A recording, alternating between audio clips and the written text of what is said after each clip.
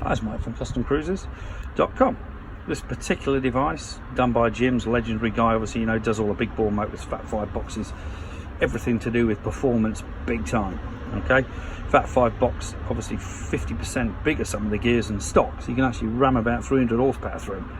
But this particular device was developed by Jim's with all these problems with the cam chains going on, the twin cams, which obviously Evos haven't got that problem at all, they're gear driven.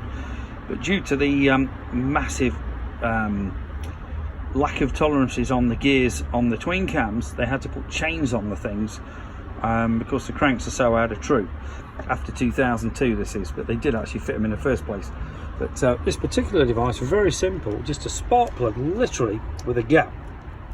Magnet picks up all your metal, the metal deposits across here. Once you've got enough strands or bits of metal in there, this thing is basically